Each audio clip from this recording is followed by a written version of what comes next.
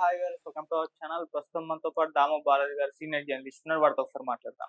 Sir నమస్కారం sir. నమస్తే. Sir తెలంగాణలో మరొక పరువు హత్య ఇప్పుడు కలకలం సృష్టిస్తుంది. పెద్దపల్లి గ్రామంలో ఒక సాయి కుమార్ గౌడ్ అనే వ్యక్తిని చంపేశారు సార్. మరి ఇది ఈ ఘటనకు సంబంధించి అసలు ఏం జరిగింది? ఎవరు చంపారు? ఎలా జరిగింది? మరి ఈ మధ్య కాలంలో తెలంగాణలో చూసుకుంటే పరువు హత్యలు జరుగుతూనే ఉన్నాయి. అమృత ప్రణయ్ విషయంలో చూసాం. మన సూర్యాపేట విషయంలో చూసాం. ఇప్పుడు ఈ ఘటన జరిగింది. ఎందుకు ఈ విధంగా తెలంగాణలో జరుగుతున్నాయి సార్? మీరేం చెప్తారు దీనికి సంబంధించి? తెలంగాణలో ఖచ్చితంగా పెరిగాయి పరువు హత్యలు. ఒక పక్క సీరియస్ గానే శిక్షలు పడుతున్నాయి. ఇప్పుడు ప్రణయ్ విషయంలో మొదటి ముద్దాయి మారుతిరావు చనిపోయాడు. రెండవ ముద్దాయి సుభాష్ శర్మకి మరణ శిక్ష పడింది. ఇంకొక 6 మందికి లైఫ్ కూడా యావజ్జీవ కారాగార శిక్ష పడింది. అయినప్పటికీ అది వెరీ పాపులర్ అయింది కూడా. సో ఒక పరువు హత్య చేస్తే తప్పించుకోలేమని కూడా నల్గొండ మిర్యాలగూడ పోలీసులు నిరూపించారు. చాలా బాగా వాళ్ళు పనిచేశారు. అయినప్పటికి కూడా ఇంకొక పరువు హత్య జరిగింది. మీరు అన్నట్టు సూర్యాపేటలో ఒకటి జరిగింది. అంతకుముందు నాగమణి అని రంగారెడ్డి జిల్లాలో ఒకరిని చంపేశారు. హేమంత్ కుమార్ గచ్చిబౌలిలో చంపేశారు. నాగరాజు సరూర్ నగర్లో చంపేశారు. ఇలాగా దాదాపు నెలకి ఒక పరువు హత్య అయినా కూడా నమోదవుతుంది తెలంగాణలో.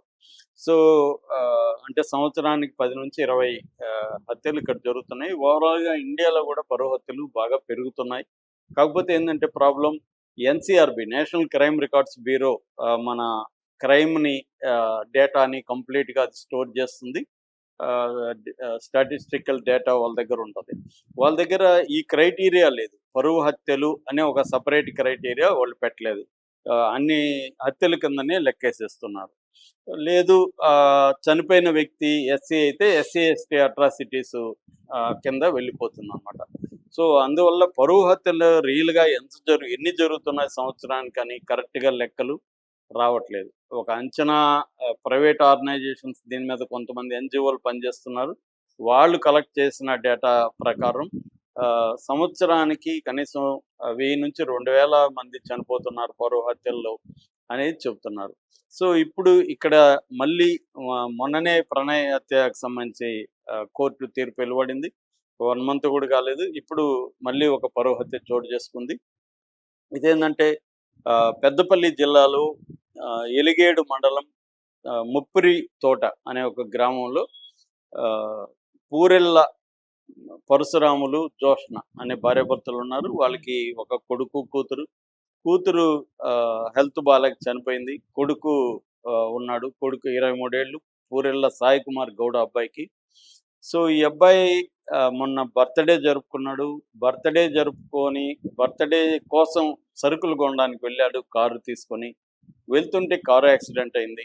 కారు యాక్సిడెంట్ అయినప్పుడు అక్కడ బెలూన్ ఓపెన్ అవడంతో ఇతను సేఫ్గా బయటకు వచ్చాడు. ఇది చెప్పినప్పుడు ఫ్రెండ్స్ కానీ ఇంట్లో బోళ్ళు కానీ అందరూ టెన్షన్ పడ్డారు. బట్ ఊపిరి పీల్చుకున్నారు. అమ్మయ్య నువ్వు సేఫ్గా బయటకు వచ్చావని.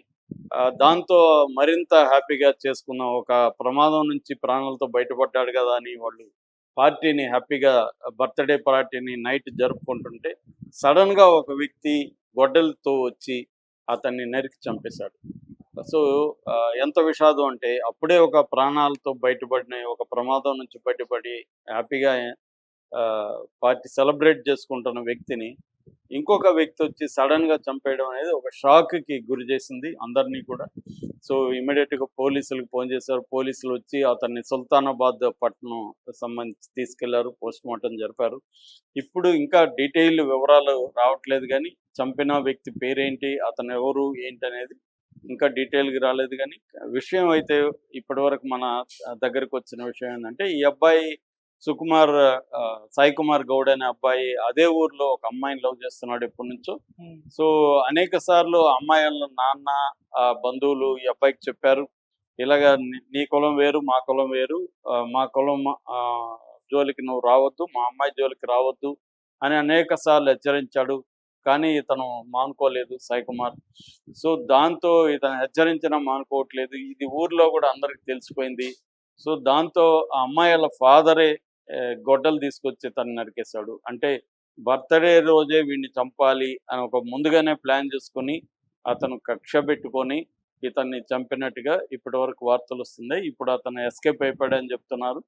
అతను ఒక ప్లాన్డ్గానే ముందస్తు ప్లాన్ ఆవేశంతో ఏదో వచ్చి నరికేయలేదు. ప్లాన్ చేసుకొని వచ్చి ఎస్కేప్ ఎలా అవ్వాలి, ఎక్కడికి వెళ్ళాలి ఇవన్నీ కూడా ప్లాన్ చేసుకొని వచ్చి చంపేశాడని చెప్తున్నారు.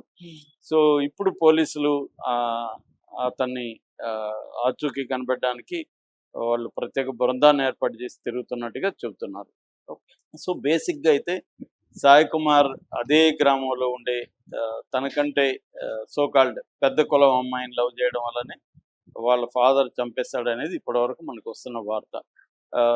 తెలంగాణలోనే కాదు, ఇండియా వైజ్ కూడా పరువు హత్యలు ఈ మధ్య పెరుగుతున్నాయి. నిజానికి టెక్నాలజీలో మనం దూసుకుపోతున్నాం, వేరే గ్రహాల్లోకి వెళ్ళి వస్తున్నాం.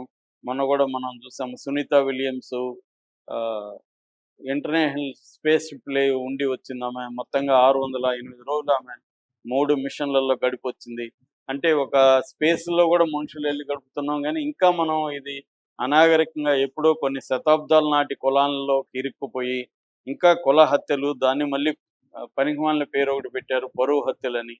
సో ఇదే చేస్తున్నారు. అంటే ఇక్కడ 2 అంశాలు ప్రధానంగా కనిపిస్తాయి పరువు హత్యల్లో. ఒకటేమో కులం, రెండోది జెండర్.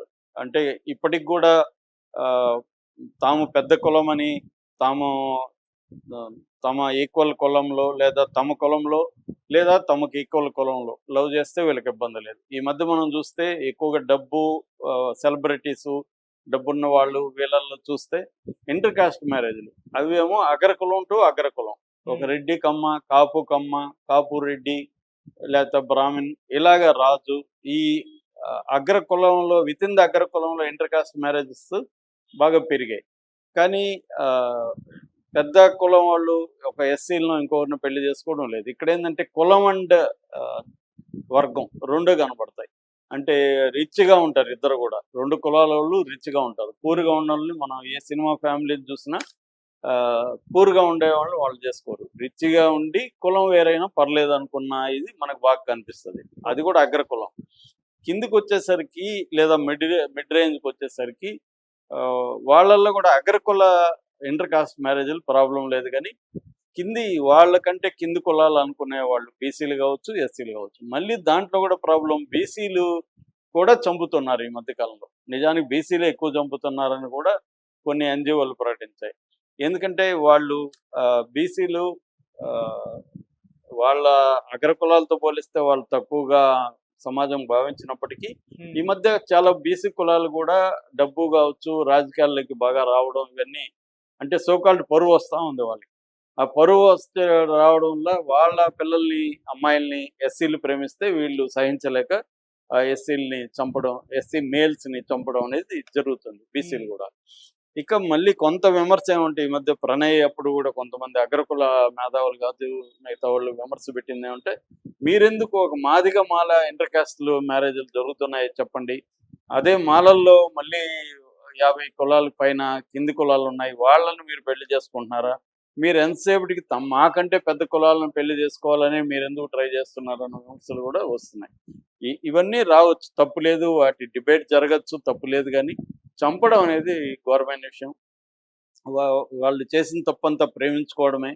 సో వాళ్ళ మేజర్ అయినప్పుడు వాళ్ళని వదిలేయాల్సిన అవసరం ఉంది. నీకు ఇష్టం ఉంటే నువ్వు వాళ్ళని ఉంచుకోలేదు, వాళ్ళని వదిలేసి నీ బతుకు నువ్వు బతకండి, నేను